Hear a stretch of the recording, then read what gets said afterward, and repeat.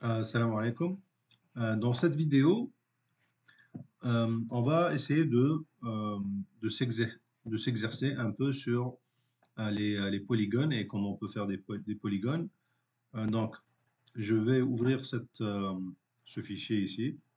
On va écrire les programmes ici à l'extérieur du logiciel. Donc, on va partir euh, du carré. Donc, le carré, c'est repeat 4 FD, par exemple, 100 RT 90. Donc ça, c'est simple. On peut me le copier et l'exécuter ici directement. Donc on a un carré. On fait CS pour nettoyer l'écran. Maintenant, euh, si on veut faire des polygones, il faut regarder l'angle qu'on va utiliser pour tourner d'abord et le nombre de répétitions. Donc le FD100, ça va être le côté. Donc c'est pas important. Donc si on veut faire des polygones qui sont grands, on va utiliser une grande valeur ici. Pour des polygones petits, on va faire des petites valeurs ici, mais ça ne va pas changer la forme du, euh, du polygone. Regardez, si je mets 50, ici on va avoir un carré qui est un peu plus petit, c'est tout. Donc, ce qui est important, c'est le nombre de répétitions et l'angle qu'on va utiliser pour tourner. Par exemple, si on veut faire... euh, D'abord, ce qu'il faut remarquer, c'est que si on tourne 4 fois d'un angle de 90, on va faire à 360. Et ça, c'est le résultat de 4 fois 90. Donc, on va prendre une petite calculatrice. Donc, 4 fois 90, c'est 360. Si on va faire un pentagone, penta, ça veut dire 5. Donc, quadri, c'est pour 4 et penta, c'est pour 5. Donc, on va prendre 360 et on va le diviser par 5. Ça va nous donner 72. Donc, on va remplacer cet angle de 72, de 90. Donc, on va tourner seulement de 72 degrés, mais on va répéter ça 5 fois. Et on va essayer de faire ça. Et regardez, on a un pentagone. Si on veut un sextagone, on va faire la même chose. Donc, on prend 360, on divise par 6, ça nous donne 60. Donc ici, on met 60 degrés, on fait répète 6 fois. Donc 6 fois 60, ça va donner 360. On va nettoyer le diagramme et puis on va exécuter ça. Répéter 6 fois, avancer de 50. On va mettre avancer de 100 pour avoir des grandes figures, mais ça ne va pas changer la forme. Voilà,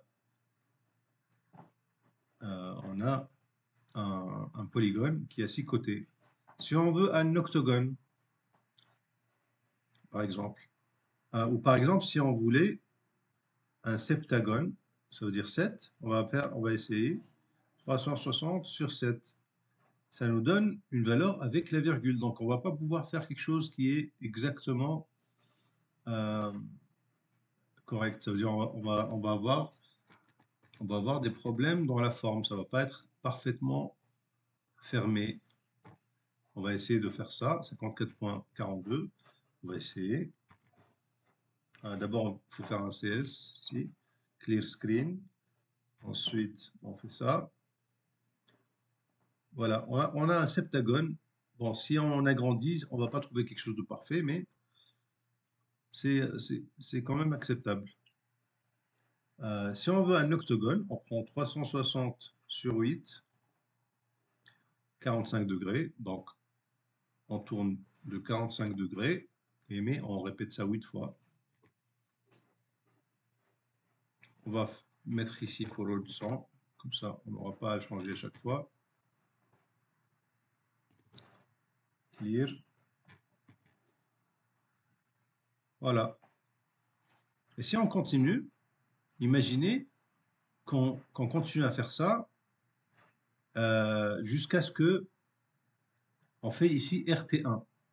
Qu'est-ce qui se passe si on fait RT1? Ici, on a besoin de 360. Ça veut dire on va répéter 360 fois d'avancer de 100 et de tourner de 1 degré. On va avoir un très grand cercle, hein, mais euh, on va voir ça. on va avoir un très très grand cercle. C'est pas très clair. Il faut prendre un pas beaucoup plus petit. On va prendre deux seulement ici. Donc, on va nettoyer l'écran. Ici, voilà. Là, on a un très beau cercle.